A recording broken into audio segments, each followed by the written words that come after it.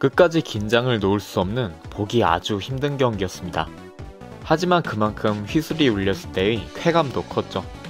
토미야스가 퇴장당한 67분까지의 팰리스 슈팅맵을 보면 박스한 슈팅이 3개뿐입니다. 기대 득점도 0.37에 그치는 수준인데요.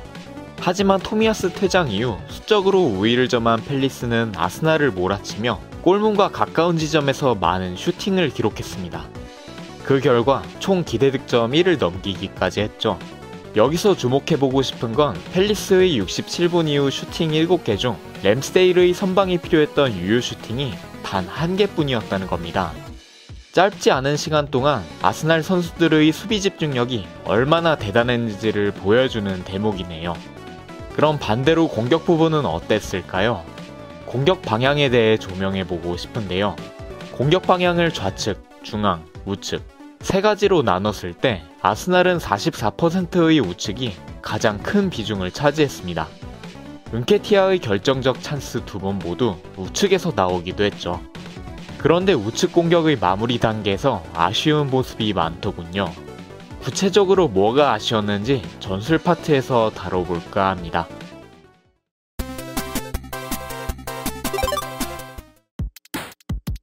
지난 맨시티전 분석에서도 언급했었지만 아스날은 먼포스트 공략을 리그에서 가장 잘하는 팀 중 하나입니다. 이번 경기 아스날이 상대 진영 우측에서 공격을 전개할 때 먼포스트 쪽 공간이 비는 경우가 상당히 많았는데요. 포백을 기반으로 한 팰리스가 윗선 선수들을 내려서 수비 라인의 폭을 넓히는 대신 그 앞선을 수비하는 대응을 했기 때문에 먼포스트 쪽의 공간이 계속 발생했던 것이죠. 이와 달리 5백을 기반으로 했던 지난 1라운드 상대팀 노팅엄의 박스 수비 장면을 비교해보면 좀 더 잘 와닿습니다. 그런데 문제는 아스날이 이렇게 비교된 먼포스트 쪽으로 공을 잘 연결하지 못했던 것입니다. 대체로 상대 진영까지는 잘 올라갔는데 그거에 비해 마무리 작업이 상당히 아쉬웠죠. 물론 공격 선택지가 반대편으로 넘겨주는 것 하나만 있는 것은 아니지만 좁은 공간을 공략하는 것보다 넓은 공간을 공략하는 편이 더 효율적이니까요. 오직 파티만이 반대편을 활용하는 모습을 보여줬습니다. 빠른 프리킥 전개로 우측면 높은 위치에서 공을 잡게 된 파티입니다. 반대편 공간이 생긴 마르티넬리에게 연결하네요. 발리슛이 아쉽게 빗나갑니다. 이번엔 우측 공격 중 파티가 백패스를 받고 반대편으로 넘겨줍니다. 공을 받은 마르티넬리가 크로스로 마무리하는데 아쉽게 수비에 걸리네요. 수많은 기회가 있었다는 걸 고려했을 때 이렇게 반대편을 더 활용하지 못해서 참 아쉬웠네요. 이번에는 상대 진영에서가 아니라 보다 후방에서의 공격 전개에 대해 다뤄볼까 합니다. 이번 경기 좌측 미드필더로 나온 하베르츠는 후방 빌드업에 관여하기보단 전방에서 상대 우측 풀백과 우측 센터백 사이 하프 스페이스에 위치할 때가 많았는데요. 지난 시즌 자카가 맡았던 역할과 같았습니다. 아스날은 이런 위치 선정을 이용해서 후방에서 한 번에 좌측 윙에게 향하는 롱패스를 보내곤 했는데요. 공간이 주어진 윙어의 드리블을 활용해 상대 풀백과의 1대1 구도에서 이득을 노리는 것이죠. 이번 경기 하베르츠 역시 이런 위치 선정으로 좌측 윙 마르티넬리가 측면에서 롱패스를 받을 수 있게 해줬습니다. 그런데 제가 이번 경기에서 주목해보고 싶은 점은 마르티넬리가 아니라 하베르츠를 겨냥한 롱패스 또한 자주 나왔다는 것입니다. 이걸로 아스날이 노릴 수 있는 점을 크게 3가지로 정리해봤는데요. 첫 번째는 하베르츠의 공간 침투 능력을 활용하는 것입니다. 이 구조에서 만약 상대 우측 풀백이 마르티넬리를 향한 패스 옵션을 의식하고 측면으로 빠지게 되면 그만큼 수비 라인이 벌어지면서 하베르츠가 활용할 수 있는 공간도 커지게 되는 거죠. 후방에서 살리바의 롱패스가 나옵니다. 하프의 하베르츠를 향한 것이었네요. 상대 우측 풀백이 측면으로 빠져 있었기 때문에 하베르츠에게 공간이 생긴 상황이었습니다. 아쉽게 패스가 잘렸지만 좀만 더 길었으면 박스 침투에 성공했겠네요. 두 번째는 하베르츠의 공중볼 경험 능력을 활용하는 것입니다. 하베르츠는 지난 시즌 79개의 경합에서 승리했을 정도로 공중볼 싸움에 강한 선수입니다. 하베르츠와 상대 수비수의 경합에서 떨어지는 세컨볼을 노리는 거죠. 팰리스가 압박을 하는 상황이네요. 램스데일이 전방으로 길게 찹니다. 하프의 하베르츠를 겨냥한 것이었습니다. 상대의 라인이 높은 상태였기 때문에 그만큼 수비 미드라인 사이가 굉장히 넓습니다. 하베르츠가 공중볼 싸움에서 이겨내고 세컨볼이 수비 미드라인 사이로 떨어지네요. 아스날이 높은 위치에서 공을 잡게 됐습니다. 세 번째는 공중볼 싸움 이후 세컨볼을 상대가 잡게 됐을 경우, 즉 공격에서 수비로 전환되는 상황에서 곧바로 공을 뺏기 위한 역압박을 하는 것입니다. 이런 역압박에는 후방에서 대기 중인 선수들도 중요한데요. 특히 수비형 미드필더로 출전한 라이스의 강점이 빛날 수 있는 상황이기도 합니다. 순간적으로 폭발적인 스피드를 내어 달려드는 수비에 능한 라이스는 원래 자신의 마크맨인 공격형 미드필더 에제와 잠재적으로 세컨볼을 받을 수 있는 선수 사이에 위치해서 상황에 따른 대응을 하게 되는 거죠. 이번엔 좀 더 우측에서 하베르츠를 향한 화이트의 롱킥입니다. 최초의 라이스의 위치는 공격형 미드필더 에제의 옆이네요. 패스가 상대 센터백에게 걸리면서 세컨볼이 떨어지는데요. 공을 잡기 위해 주변 아스날 선수들이 달려드는 모습입니다. 여기서 라이스의 위치를 보면 올라와 있는 모습이네요. 자신의 마크맨 에제와 세컨볼을 받는 상대 선수 사이에 위치한 것이죠. 곧바로 압박합니다. 상대할 선수가 2명이라 공을 뺏어내진 못했지만 다시 빠르게 복귀해서 패스를 받은 에제의 선택지를 막아주는 모습입니다. 이렇게 하베르츠를 향한 롱패스로 노릴 수 있는 효과 3가지를 알아봤는데요. 좌측 윙에게 공간을 만들어주기 위한 미끼로 기능했던 자카에서 직접적인 패스 타겟으로도 쓰이는 하베르츠를 보면서 아스날의 전술적 선택지가 추가됐다는 걸 확인할 수 있는 경기였습니다.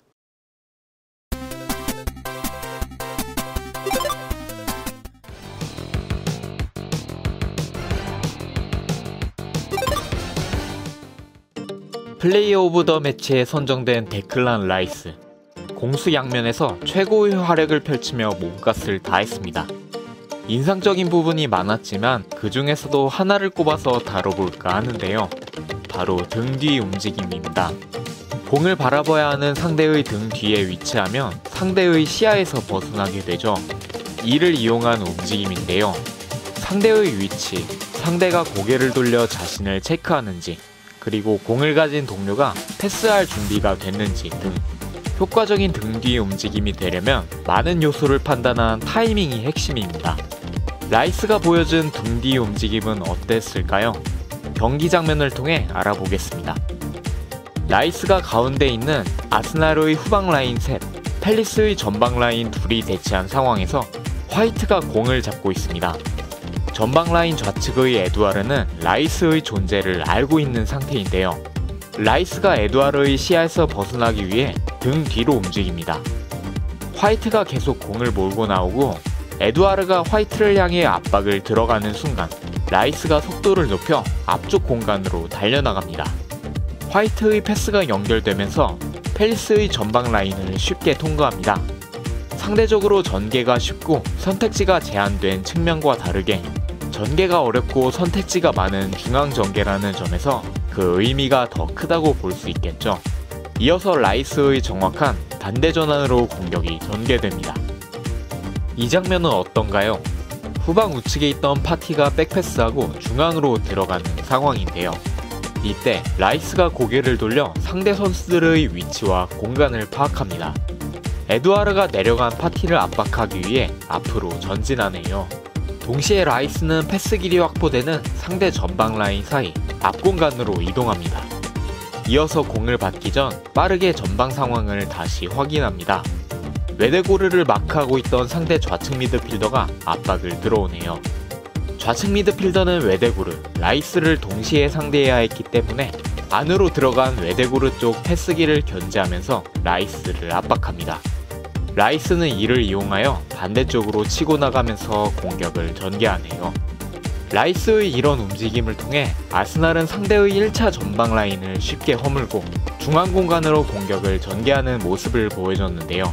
그런데 이런 라이스의 등 뒤 움직임이 후방뿐만 아니라 전방에서도 나왔다는 게 재밌는 점이었습니다. 아스날이 상대 진영 우측에서 공격을 전개하는 상황입니다. 상대 좌측 미드필더가 협력 수비를 위해 측면으로 나갔고 우측 미드필더는 하프 스페이스를 막으러 내려간 상태네요. 순간적으로 중원이 빈 거죠.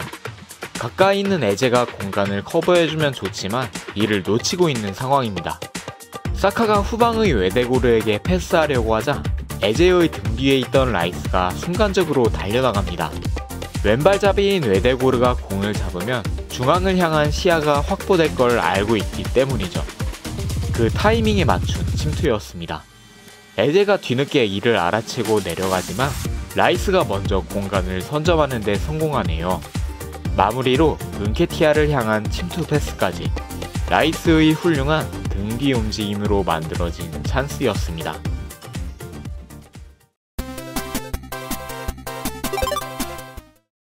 이번 경기 현지 언론들은 아스날 선수들에게 어떤 평가를 내렸을까요?